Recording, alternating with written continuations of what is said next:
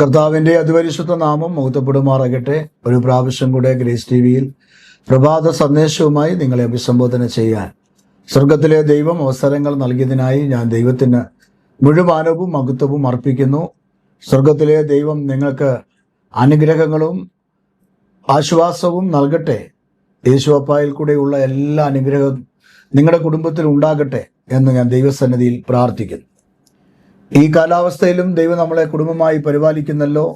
മാറാരോഗങ്ങളിൽ നിന്നും, കഷ്ടതയിൽ നിന്നും, പട്ടിണിയിൽ നിന്നും നമ്മെ വിടുവിച്ച് ജയോത്സവമായി ഓരോ ദിവസവും കണ്ണിൻ്റെ കൃഷ്ണമണി പോലെ നമ്മെ സൂക്ഷിക്കുന്ന സർവകൃപാലുവായ യേശുവിന് മുഴുവനവും മഹത്വവും അർപ്പിക്കാൻ ദൈവം നിങ്ങളെല്ലാവരെയും സമൃദ്ധിയായി അനുഗ്രഹിക്കട്ടെ. പ്രഭാത സന്ദേശം കേൾക്കുന്ന എല്ലാവർക്കും നന്ദി.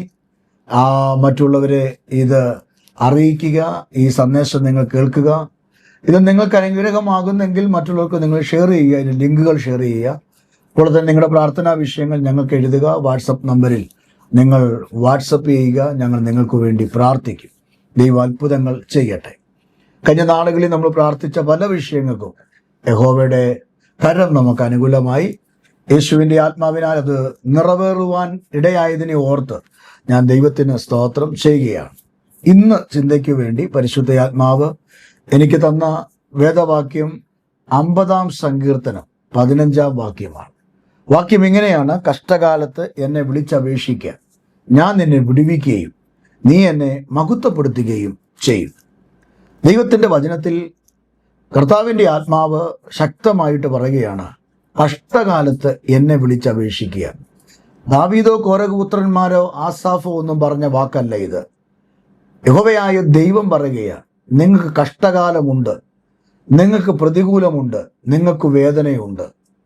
ആ സാഹചര്യങ്ങൾ നിങ്ങൾ മനുഷ്യൻ്റെ മുഖത്തേക്ക് നോക്കരുത്. സഹായിപ്പാൻ കഴിയാത്ത മനുഷ്യപുത്രന്മാരിൽ നിങ്ങൾ ആശ്രയം വെക്കരുത്. പ്രഭുക്കന്മാരിൽ നിങ്ങൾ ആശ്രയം വെക്കരുത്. നിങ്ങൾ മനുഷ്യരിലോ പ്രഭുക്കന്മാരിലോ ആശ്രയം വെക്കുന്നെങ്കിൽ ദൈവം പറയുക, എനിക്ക് നിങ്ങളുടെ കാര്യത്തിൽ പ്രവർത്തിക്കാൻ കഴിയാതെ പോകും. കാരണം ദൈവം ചെയ്യേണ്ടത് മനുഷ്യർ ചെയ്യാൻ പറ്റില്ല, എന്നാൽ മനുഷ്യൻ ചെയ്യേണ്ടത് ദൈവത്തിന് ചെയ്യാൻ കഴിയും. ദൈവത്തിൻ്റെ പദ്ധതി നമ്മളിൽ നിറവേറാൻ നാം ദൈവസന്നിധിയിൽ പ്രാർത്ഥിക്കണം. ഇവിടെ എങ്ങനെ പ്രാർത്ഥിക്കണം? ഹൃദയം നുറുങ്ങി പ്രാർത്ഥിക്കണം, വിളിച്ചപേക്ഷിക്കണം. ഇവിടെ കഷ്ടകാലം വരുമ്പോൾ, കഷ്ടകാലം എല്ലാവർക്കുമുണ്ട്. എനിക്കും നിങ്ങൾക്കും ജീവിതത്തിൽ ചില സീസണുകൾ കഷ്ടകാലമായിരിക്കും. താങ്ങാൻ കഴിയാത്ത, നിയന്ത്രിക്കാൻ കഴിയാത്ത, ഉൾക്കൊള്ളാൻ കഴിയാത്ത സമയങ്ങൾ. ഇന്നത്തെ ദിവസം ഒരു വല്ലാത്ത ദിവസമാണല്ലോ എന്ന് പറഞ്ഞിട്ടില്ലേ? ഇതെന്ത് കഷ്ടകാലമാണ് പറഞ്ഞിട്ടില്ലേ? ഞാൻ രക്ഷപ്പെടുമോ? അയ്യോ, അവൻ്റെ അവസ്ഥ എന്താ എന്നൊക്കെ നമ്മൾ പറഞ്ഞിട്ടില്ലേ? അത് കഷ്ടകാലത്തിൻ്റെ സമയമാണ്. ഈ കഷ്ടകാലം എന്ന് പറയുന്നത് ദൈവത്തിൻ്റെ ആത്മാവിൽ പറയുകയാണ്, ഇത് വരുമ്പോൾ നിങ്ങൾ ഭാരപ്പെടേണ്ട, ലജ്ജിക്കേണ്ട, നിങ്ങൾ നിരാശപ്പെടേണ്ട. നിങ്ങൾ കരഞ്ഞും കൂവിയും പല്ലും കടിച്ച് പുറുപുറുത്തും നിങ്ങൾ ജീവിക്കേണ്ട. ദൈവത്തോടും പുറുപുറുത്തും മനുഷ്യനോടും പുറുപുറുത്ത് ജീവിതം മതിയെന്നും പറഞ്ഞ് ആത്മഹത്യ ചെയ്യാനുള്ള പ്ലാനൊക്കെ ഇട്ട് വേണ്ട. ഇവിടെ വേദപുസ്തകം പറയുകയാണ്, ഇത് വരുമ്പോൾ എന്നെ വിളിച്ചപേക്ഷിക്കുക എന്ന്. യഹോവയെ വിളിച്ചപേക്ഷിക്കുക, ദൈവത്തെ വിളിച്ചപേക്ഷിക്കുക. അങ്ങനെ വിളിച്ചപേക്ഷിച്ചാലുള്ള റിസൾട്ട് ആ വാക്കിൽ തന്നെ കിടപ്പുണ്ട്. എന്താണ്? ഞാൻ നിന്നെ വിടുവിക്കും. ദൈവം ഇന്ന് പക ചിലതിനെ നോക്കി പറയുക, നിന്നെ വിടുവിക്കും. ആ രോഗത്തിൽ നിന്ന് വിടുവിക്കും, ആ പ്രയാസത്തിൽ നിന്ന് വിടുവിക്കും, ആ കണ്ണുനീരിൽ നിന്ന് വിടുവിക്കും, ആ തകർച്ചയിൽ നിന്ന് ദൈവം നിന്നെ വിടുവിക്കും. അതുമാത്രമല്ല, ആമേൻ, മഹത്വം നിന്റെ ജീവിതത്തിൽ വെളിപ്പെടുകയും ചെയ്യും. വിടുവിക്കുക മാത്രമല്ല, ദൈവം നിന്നെ അനുഗ്രഹിച്ച് നിന്റെ പേര് വലുതാക്കും. വിടുവിക്കുകയും അപ്പോൾ ദൈവത്തിന് മഹത്വം എടുക്കുവാനും കഴിയും. അപ്പോൾ എൻ്റെ പ്രിയപ്പെട്ട സഹോദരൻ കൊണ്ട് ഞാൻ പറയാം, ഏത് കഷ്ടതയുടെയും നടുവിൽ നീ പതറുകയല്ല, പുറകോട്ട് നോക്കുകയല്ല, കലപ്പയ്ക്ക് കൈവച്ചിട്ട് തിരിഞ്ഞു നോക്കുകയല്ല. പകരം ദൈവത്തിന് വേണ്ടി നീ നിലനിൽക്കണം, ആത്മാവിൽ നിലനിൽക്കണം, അഭിഷേകത്തിന് വേണ്ടി നിലനിൽക്കണം, ദൈവകൃപ നീ ഏറ്റെടുക്കണം. അങ്ങനെ നിങ്ങൾ മുമ്പോട്ട് പോയാൽ ദൈവം നിങ്ങളെ വിടുവിക്കും. ഇന്ന് രാവിലെ വിടുതൽ അനുഭവിക്കാൻ ആഗ്രഹിക്കുന്ന എത്ര പേരുണ്ട്? എനിക്കൊരു വിടുതൽ വേണം. എനിക്കറിയത്തില്ല, ഗ്രേസ് ടി വിയുടെ ഈ സന്ദേശം കേൾക്കുന്ന നിങ്ങളുടെ ജീവിതത്തിൽ എന്താണ് ഒരു വിടുതൽ കിട്ടേണ്ടതെന്ന് എനിക്കറിയത്തില്ല. എന്നാൽ ഞാൻ അറിയുന്നതല്ല ഇവിടുത്തെ വിഷയം. ഞാൻ അറിഞ്ഞിട്ടും വലിയ കാര്യമൊന്നുമില്ല. കാരണം എനിക്ക് നിങ്ങളുടെ സങ്കടങ്ങൾ മാറ്റാനോ നിങ്ങളെ വിടുവിക്കാനോ നിങ്ങളുടെ കഷ്ടതയിൽ നിന്ന് പുറത്തു കൊണ്ടുവരാനോ എനിക്ക് കഴിയുകയില്ല.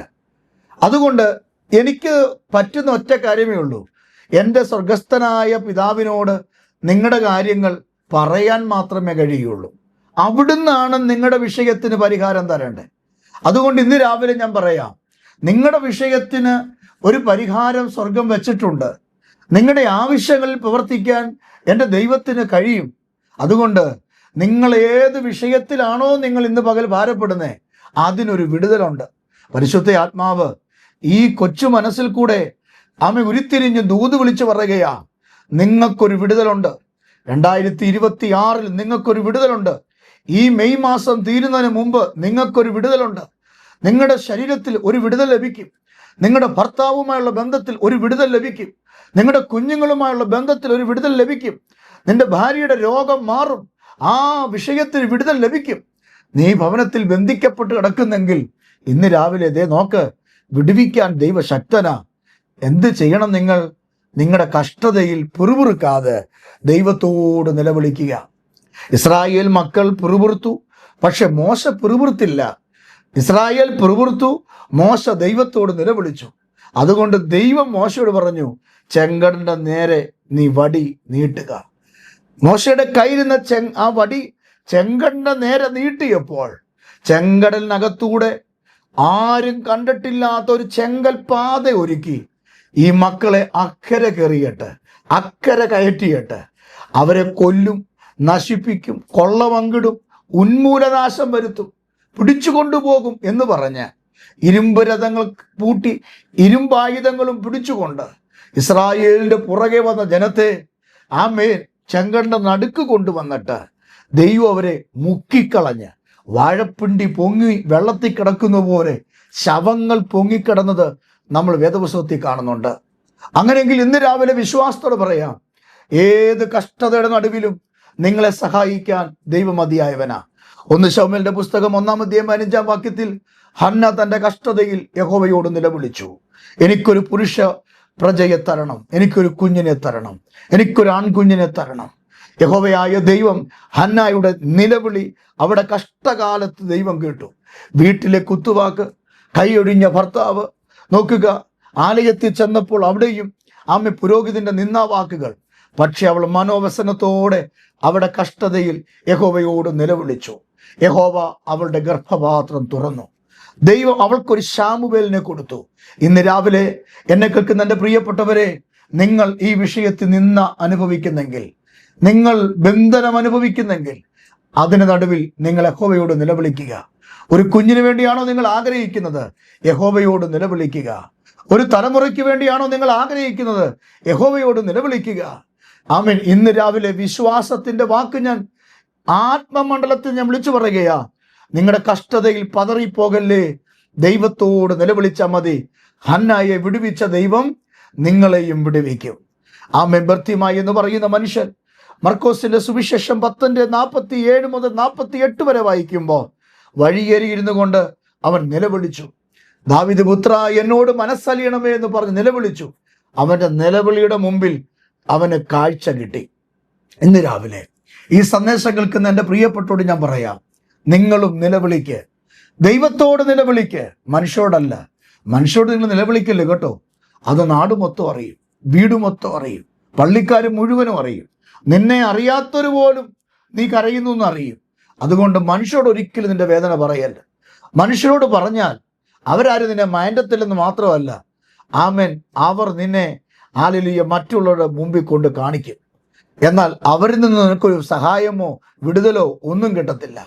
എന്നാൽ ദൈവത്തോട് നീ കരഞ്ഞാൽ, ദൈവത്തോട് നീ പ്രാർത്ഥിച്ചാൽ, നിന്റെ ആവശ്യങ്ങൾ ഓരോന്നും ഓരോ ദിവസവും നിന്റെ കിടക്കയിൽ നിന്ന് എഴുന്നേറ്റിട്ട് ആ ബെഡിൽ ഇരുന്നു കൊണ്ട്, കർത്താവേ എനിക്കിന്ന് ഇന്നത് വേണം, ഇന്ന് ഇന്ന വിഷയത്തിൽ വിടുതൽ വേണം എന്ന് പറഞ്ഞു പ്രാർത്ഥിച്ചു നോക്കിക്കേ, യഹോവ നിങ്ങൾക്ക് വിടുതൽ തരും.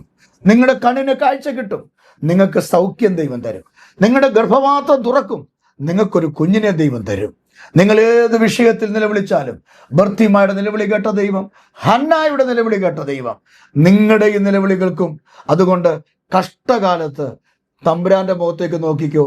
കഷ്ടകാലത്ത് യഹോവയെ വിളിച്ചപേക്ഷിക്കൂ. അവൻ നിനക്ക് ഉത്തരമള്ളുകയും നീ ദൈവത്തെ പിന്നീട് മഹത്വപ്പെടുത്തുകയും ചെയ്യും. വിടുതൽ കിട്ടുമ്പോൾ ദൈവത്തിന് നീ മഹത്വം കൊടുക്കുന്ന ഒരു കാലം വരുന്നുണ്ട്. അത് അധികം താമസിക്കാതെ നിങ്ങളുടെ വീട്ടിൽ സംഭവിക്കാൻ പോകുകയാണ്. അങ്ങനെയെങ്കിൽ ഞാൻ നിങ്ങൾക്ക് വേണ്ടി പ്രാർത്ഥിക്കട്ടെ.